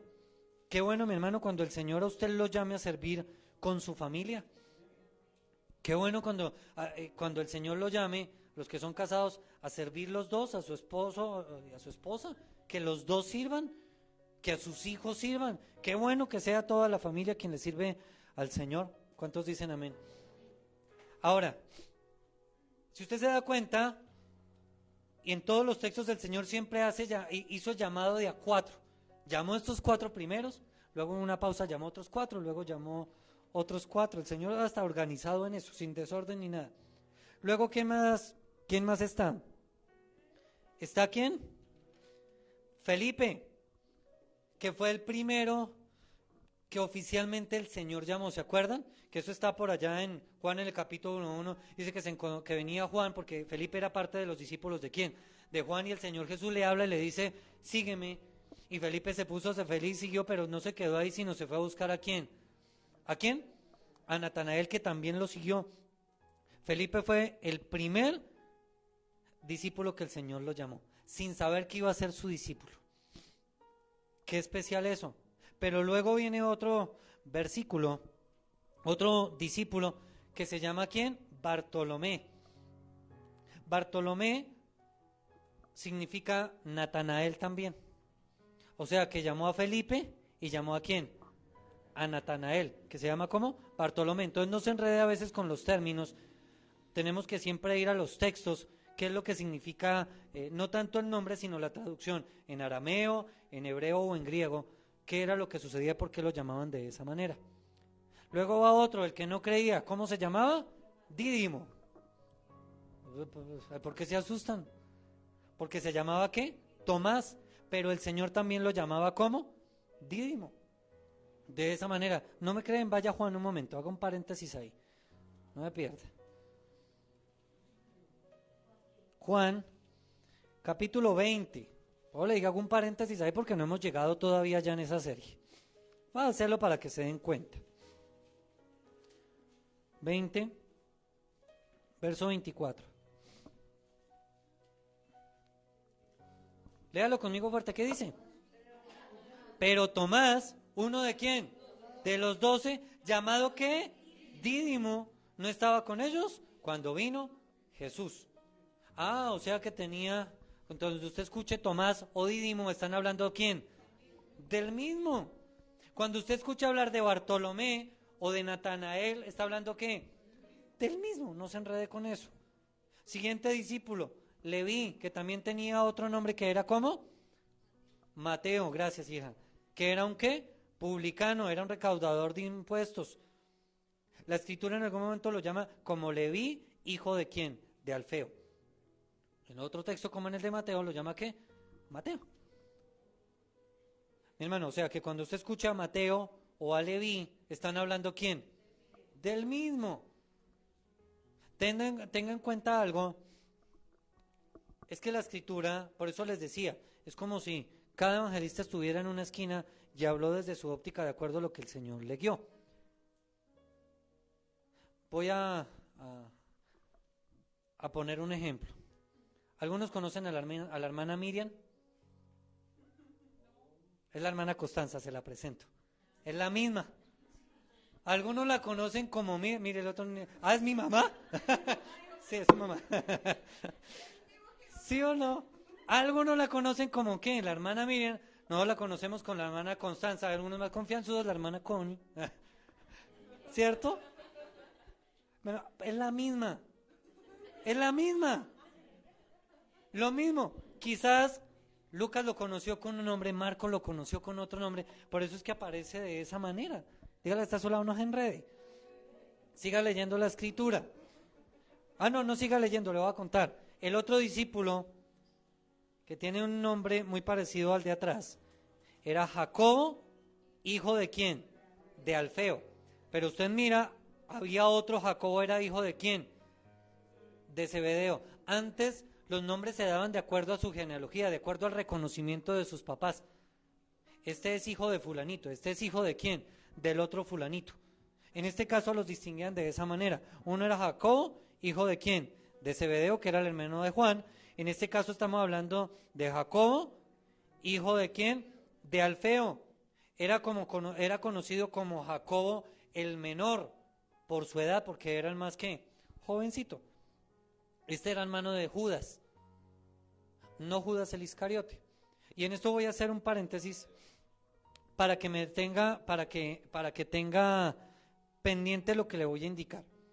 Porque es que esto a veces trae confusiones, no sé si le ha pasado, pero usted escucha en la Biblia, en el Nuevo Testamento, que hablan de Jacobo, de Jacobo, de Jacobo, de Jacobo, de Jacobo. Y usted dice, y ese Jacobo tuvo años, desde el Señor Jesús, pasó por el lado de Pablo, pasó por el lado de Pedro, y todavía por allá. No, mi hermano, es que acuérdense que tenían el mismo nombre. Le pongo el caso especial. Uno era Jacobo, hijo de quién? De Alfeo. El otro Jacobo, hijo de quién? De Zebedeo. Eran diferentes, tenían el mismo nombre inicial. Ahora, rápidamente le nombro los 4 Jacobos que hay en la escritura. Uno era el apóstol, era Jacobo, que era hermano de Juan el Bautista. Ese es uno. El otro era el apóstol Jacobo, hijo de Alfeo. El otro era ¿quién? Jacobo, el hermano de Judas, no el Iscariote. Y el otro Jacobo era el hermano de Jesús. Son 4 diferentes. Entonces le toca a uno tener cuidado, aunque la escritura habla de eso, pero ¿sabe qué nos pasa a nosotros? Nos pasamos por alto los textos y nosotros no lo leemos bien. Entonces tenemos que ser cuidadosos. Rápidamente, vaya a Mateo para darle el ejemplo muy preciso. Mateo 4, verso 21. Pasando de allí, vio a otros 2 hermanos. Jacobo, hijo de quién? ¿De quién? De Zebedeo, Juan su hermano, en la barca, ¿con quién? Con Zebedeo su padre, que remendaban las redes. ¿Y qué hizo? Los llamó. Marcos capítulo 15. Allá se dieron cuenta de un Jacobo. Marcos en el capítulo 15, verso 40. Un paréntesis ahí. También había algunas mujeres mirando de lejos, entre las cuales estaban María Magdalena, María, la madre de quién? Jacobo. ¿De cuál Jacobo? El menor. Este ya no era el hijo de quién, de Zebedeo, este era otro, el menor, y de José, ¿y quién más? De Salomé. Ahora vaya a Lucas capítulo 6. Lucas capítulo 6, verso 16. ¿A quién llamó? Judas, hermano de quién? Y Jacob. ¿Y qué más dice la escritura? Bueno, espare ahí. Judas, hermano de quién? De Jacob. Ahora, vaya a Marcos capítulo 6.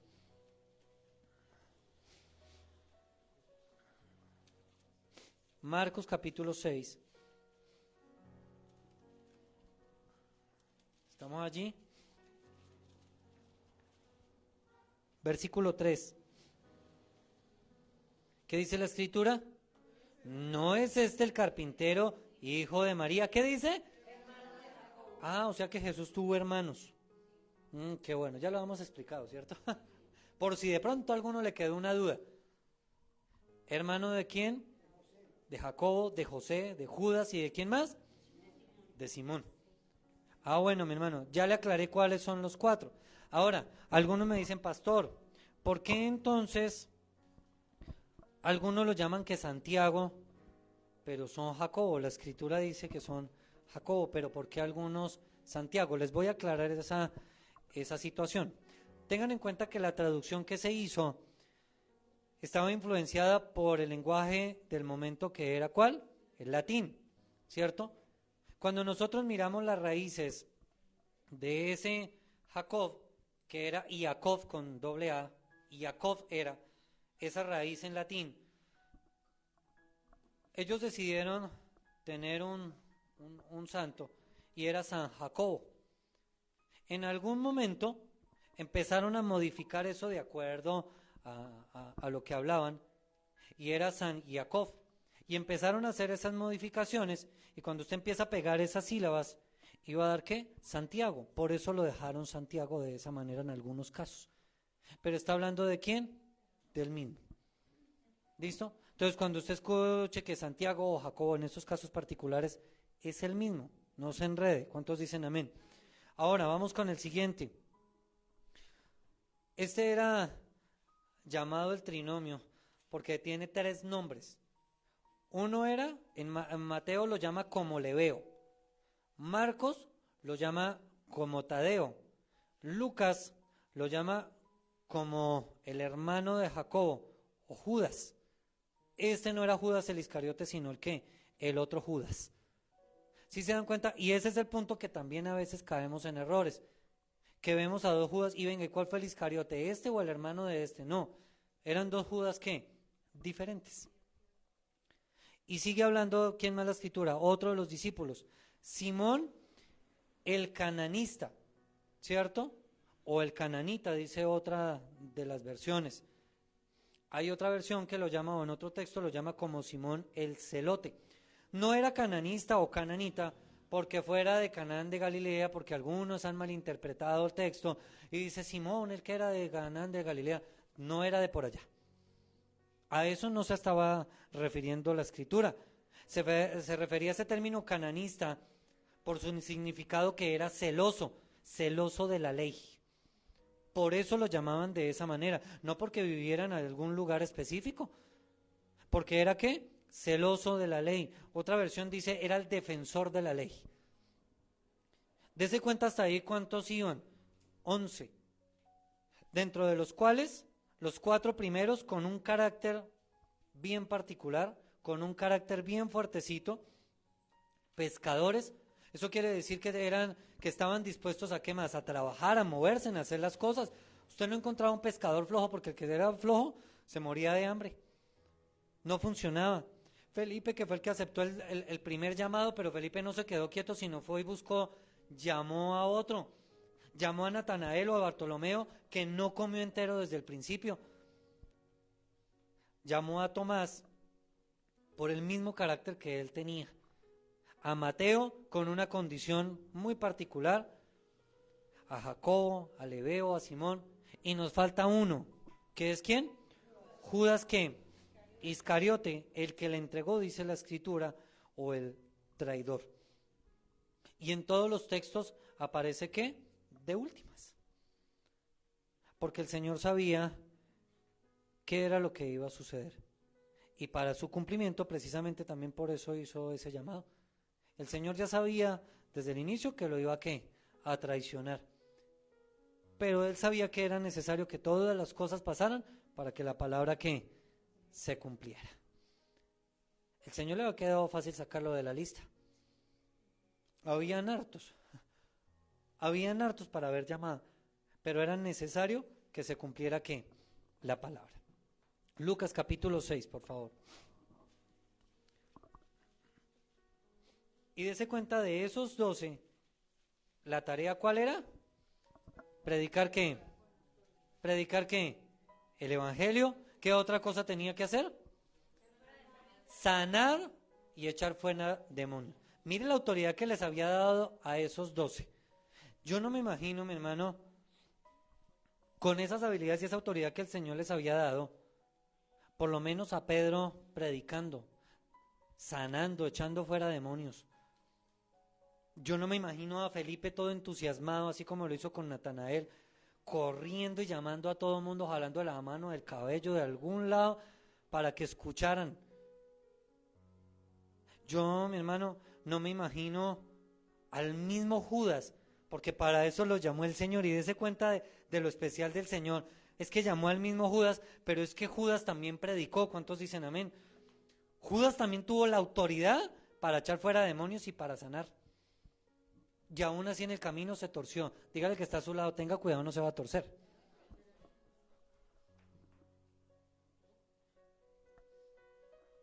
Lucas 6, verso 17. ¿Lucas qué le dije? 6, ya llegaron allí. Verso 17. Y mire lo que pasa aquí. Y descendió con ellos y se detuvo en un lugar ¿qué? Llano, ¿en compañía de quién? Aquí ya está hablando específicamente de 3 grupos de personas. Cuando dice descendió con ellos, era todos los discípulos que estaban con él. Cuando habla aquí ya de sus discípulos, estaba hablando de quién? De los 12. Y de una ¿qué? Gran multitud de gente de toda Judea, de Jerusalén, de la costa de Tiro y de qué más? De Sidón, que habían venido ¿para qué? Para oírle y para ser sanados de sus enfermedades. Y los que habían sido atormentados de espíritus inmundos eran ¿qué más? Sanados. Y toda la gente procuraba tocarle porque poder salía de él y sanaba a todos. Mi hermano, tantas verdades allí. Y es que vemos el contexto, descendió con ellos todos los discípulos, porque cuando llamó a los 12, muy seguramente estaba con más discípulos que le seguían. Entonces descendió con ellos, aparte también iba ¿qué? Sus 12, iba toda la multitud. Y dése cuenta cómo se estaba agrandando cada vez más ese reconocimiento por el Señor, porque es que sigue nombrando más ciudades, gente de Judea, de Jerusalén, de la costa de Tiro, de Sidón, mejor dicho, de todo lado. Y todos iban con un propósito. ¿Cuál era? Escucharle, oírle. Mi hermano, ¿qué tanto usted escucha al Señor? ¿Qué tanto usted le pone cuidado al Señor en realidad? Porque es que a veces nos ufanamos de decir que escuchamos la Biblia, que escuchamos la palabra, que hacemos eso, pero ¿en verdad usted está escuchando lo que el Señor le dice? ¿Se acuerdan cómo empecé el culto? Haciendo una reflexión si hemos aprendido algo o no en esta serie. Y sé que el Señor a cada uno de nosotros nos ha ministrado de una manera particular.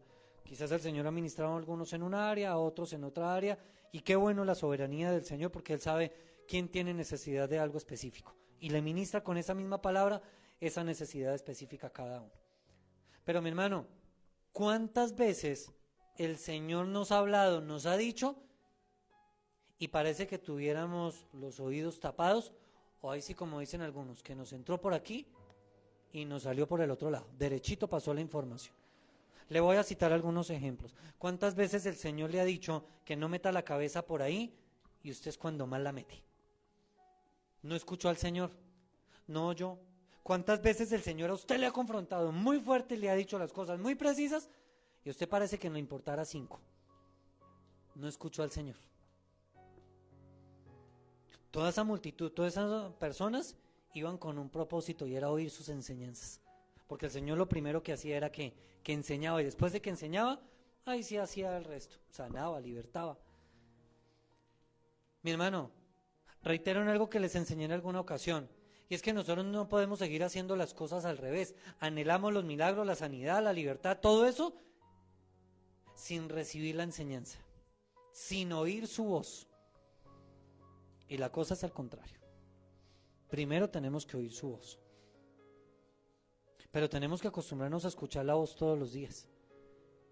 Usted vive con alguien en su casa, comparte con personas, que a usted le es necesario compartir y hablar con esas personas. Y cuando está usted totalmente solo, pues usted se siente terrible. Es que ni mirándose al espejo y hablándose usted mismo no funciona. Mi hermano, así mismo tenemos que ser con el Señor Jesús. Tener que ir a su presencia para oírle. Pero ¿sabe que como creyentes a veces hablamos demasiado? Y hablamos, pero no dejamos que Él nos hable. El Señor Jesús dice en la Escritura que duró durando toda la noche. Pero yo me imagino esa conversación allí con Padre y el Espíritu Santo. De todo lo que iba a suceder de en adelante. Pero a veces vamos al tiempo de oración y queremos hablar solamente nosotros, que el Señor nos escuche, que nos ponga cuidado, que nos responda todo, todos nosotros, como a la carta. Y lo que el Señor nos quiere decir, ¿qué tal si el Señor en algún momento le quiere decir, venga, no ore más por eso? Yo ya le tengo la respuesta. No ore más. Yo no sé si usted ha entendido eso de parte del Señor. Hay momentos que el Señor me ha dicho, no ore más por eso. Y yo, Señor, bueno, voy a hacer caso. Fue lo que me dijiste, bueno. Hay momentos que el Señor, por la Escritura me ha dicho, quédese quieto. ¿O es que la Escritura no dice eso? Estad quietos y conoced que ¿qué? Pues Señor, así se caiga el mundo, me dijiste que me quede quieto, aquí me quedo quieto. Mi hermano, ¿cuántas veces el Señor nos ha hablado? ¿Cuántas veces el Señor nos ha dicho cosas, pero pareciera que no las estuviéramos escuchando? Que no queremos escucharle. Todas estas personas iban con un propósito, ¿era qué? Oírle. Mi hermano, tenemos que ir con ese anhelo al Señor. ¿Cuántos dicen amén? A oírle. ¿Qué más sigue diciendo la Escritura allí? ¿Para ser qué? Sanados de sus enfermedades, de la parte ¿qué? Física y muy seguramente de la espiritual, porque el Señor Jesús en sus enseñanzas primero le apuntaba a darles a entender que era el Salvador y que Él ha venido a traerles ¿qué? Esa salvación. A que nacieran de nuevo, a que procedieran al arrepentimiento, a que el reino de los cielos se había acercado, a que el tiempo se había terminado. Eso era lo que les enseñaba. ¿Y qué más dice la Escritura? Y los que habían sido ¿qué? Atormentados de ¿qué? Espíritus inmundos, que son demonios, eran ¿qué más? Sanados. Mi hermano, ¿cuánta sanidad necesitamos nosotros? ¿Será que nos estamos acercando verdaderamente al Señor a escuchar sus enseñanzas para poder ser sanados? Y le termino con el verso 19. ¿Qué dice la Escritura? Y toda la gente, ¿toda qué? La gente procuraba ¿qué? Igual a los creyentes de este tiempo, mi hermano. Toda la gente procura ir a la iglesia a escuchar la palabra del Señor. Toda la gente procura ir a la presencia de Dios. Toda la gente procura orar, procura leer la Biblia. Toda la gente procura congregarse. Toda la gente procura vivir en santidad. Toda la gente procura arreglar sus vidas. Igualito, ¿cierto? ¿Cómo debemos aprender de la Escritura? Porque dice la Escritura que toda la gente procuraba simplemente ¿qué? Tocarle. Nosotros tenemos acceso a su presencia cuando queramos, donde queramos, a la manera que queramos. Y la despreciamos. ¿Y por qué qué? Porque poder salía de Él y sanaba ¿qué? Pero dése en cuenta de algo. Es que aquí ya Él solo no estaba sanando. Ya Él solo no estaba ¿qué? Trayendo libertad, porque estaba ¿con quién? Con los 12. Y el Señor les acababa de dar autoridad ¿para qué? Para enseñar, para predicar, ¿para qué más? Para traer sanidad y para traer libertad. O sea que el Señor Jesús con toda esa multitud ya no estaba solo. Los 12 también estaban haciendo ¿qué? Su trabajo, porque ellos tenían que empezar a hacer su trabajo, su tarea. Pero la gente procuraba tocarle ¿qué? A Él, porque identificaban algo, que poder salía de Él. Mi hermano, yo no sé si usted entienda esto. Y es que poder sale del Señor. Y es que el Señor no solamente murió hace 2000 años, más de 2000 años, sino que Él resucitó y Él está vivo. ¿Cuántos dicen amén? Y que poder sigue saliendo de Él para traer sanidad, para traer restauración, para orar en nuestras vidas. Me encanta lo que dice ahí, procuraba tocarle porque poder salía de Él y sanaba ¿a quién? A todos los que ¿qué? Los que se le acercaban. Mi hermano, ¿quiere sanidad? ¿Quiere restauración? Acérquese al Señor. Si usted no se acerca, no va a recibir ¿qué? Nada. Si usted no se acerca, no va a recibir ¿qué? Nada. Mi hermano, poder salía de Él, ese poder sobrenatural, es la soberanía absoluta de Él y de acuerdo a su ¿qué? Perfecta voluntad. Pero en este caso particular de toda esa multitud dice que a los que se le acercaban allí, a los que procuraban tocarle, los sanaba ¿qué? A todos.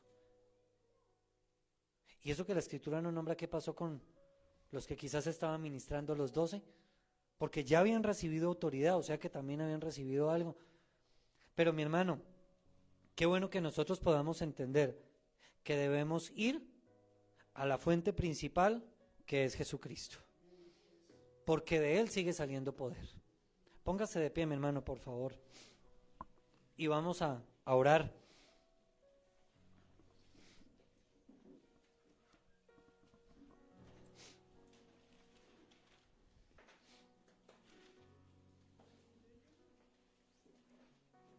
Y mi hermano, veamos ese carácter del Señor sanando, restaurando, pero que el Señor extendió más oportunidades, hizo un llamado a 12.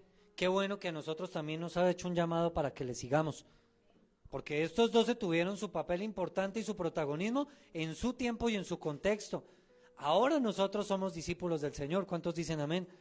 El Señor nos ha llamado, tenemos que seguirle. Y seguirle implica un montón de cosas. Dígale que está a su lado, hay que aceptar el llamado.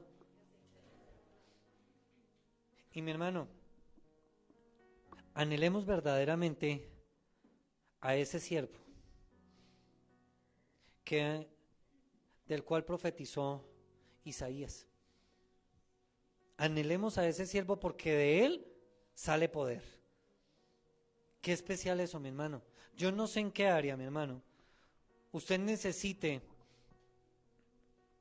una intervención del Señor. Déjeme decirle que hay poder del Señor en esa situación particular. Si está encaminado dentro de la voluntad del Señor. Porque la voluntad del Señor aquí, ¿cuál era? Traer salvación, traer sanidad, traer restauración. Eso era lo que anhelaba Él. Eso es lo que anhela para nuestras vidas. ¿Cuántos dicen amén? Si nosotros procuramos acercarnos a Él con esto, el Señor va a obrar de una manera especial. Pero si yo me acerco al Señor Jesús para que me solucione el problema ahorita y me lo soluciona y pasado mañana me olvido del Señor, mi hermano, perdió el tiempo. Y si usted en su corazón sabe que lo que está pidiendo le va a causar daño, el Señor conoce la intención de su corazón y sabe qué es lo que le conviene a usted y qué es lo que no le conviene, el Señor no le va a conceder eso. Pero el Señor también, hay momentos que se toma su tiempo para formar nuestro carácter, porque tiene algo especial para cada uno de nosotros. ¿Cuánto tiempo anduvo con los discípulos? Con hartos para arriba, para abajo, hasta que se tomó el tiempo y llamó ¿a cuántos? A 12. Se tomó su tiempo de hacerlo. Se tomó su tiempo en las bodas de Caná para empezar a intervenir. No fue cuando alguien le dijo, sino fue en su tiempo.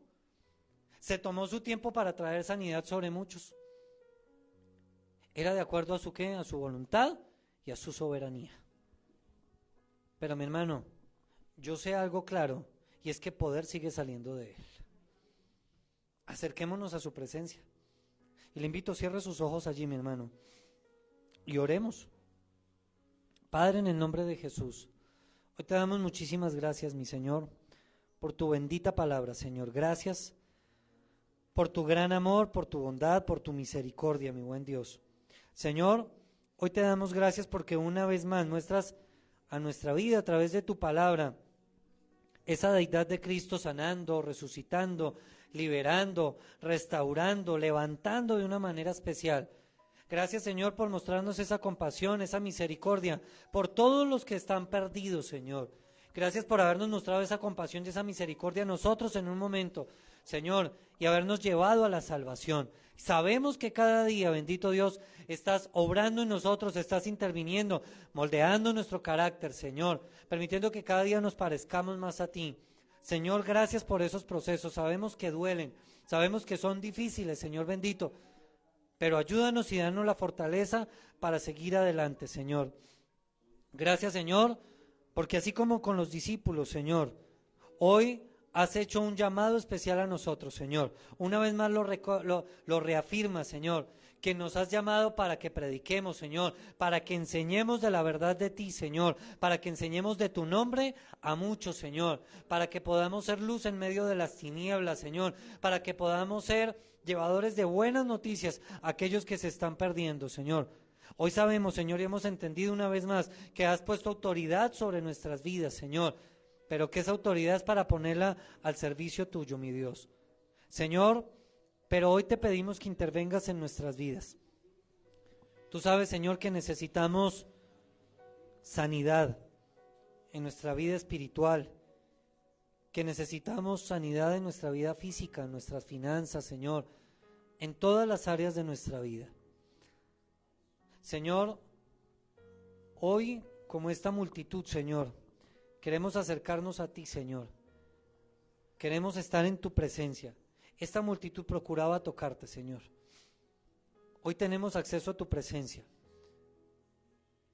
Padre, pero te pedimos en el nombre de Jesús que intervengas, porque poder sale de ti, Señor. Interven en cada situación. Padre, no conozco las situaciones de todos mis hermanos. Situaciones, Señor, y oraciones en la parte espiritual, tanto los que están aquí, Señor, como quienes están allí a través de la transmisión. Hay hermanos que anhelan sanidad en su cuerpo, en la parte física. Hay otros que tienen una necesidad del alma tremenda, Señor, que necesitan una intervención espiritual en sus vidas, que necesitan una intervención en las finanzas, Señor, en un empleo.